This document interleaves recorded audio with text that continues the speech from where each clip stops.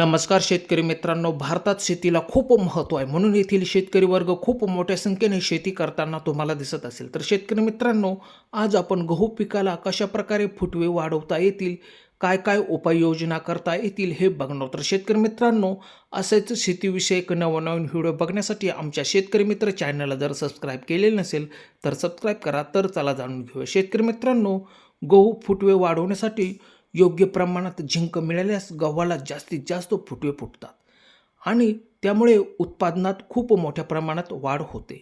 शेतकरी मित्रांनो, बुरशीजन्य रोगांपासून पिकांचे संरक्षण करण्यासाठी कीटकनाशक म्हणजेच मावा किंवा इतर किडींचा प्रादुर्भाव झाल्यास फवारणी करणे खूप आवश्यक आहे. शेतकरी मित्रांनो, फुटवे वाढीसाठी पोषक तत्व बायोव्हिटा किंवा सुमाटोसारखी पोषक तत्वे फुटवे वाढवण्यास खूप उपयुक्त ठरू शकतात. शेतकरी मित्रांनो, यांचा तुम्ही प्रामुख्याने वापर करू शकता. शेतकरी मित्रांनो, गव्हाचा चांगला फुटवा होण्यासाठी योग्य खत व्यवस्थापन, वेळेवर तणनाशक फवारणी आणि योग्य पाणी व्यवस्थापन हे खूप महत्त्वाचे असते. जितका जास्त फुटवा होईल तितकी जास्त कणसे येतील आणि उत्पादनात वाढ होईल.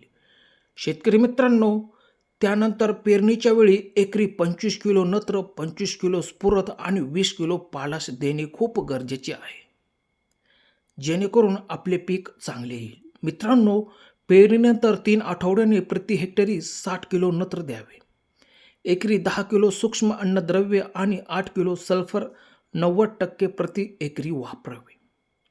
शेतकरी मित्रांनो, मध्यम ते भारी जमिनीत 21 दिवसांच्या अंतराने गहू पिकास पाणी देणे खूप गरजेचे असते.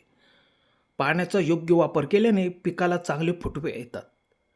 मित्रांनो, तणनाशक फवारताना योग्य नियोजन करा. साधारणपणे पेरणीनंतर 20 ते 25 दिवसांनी फवारणी करणे खूप गरजेचे असते.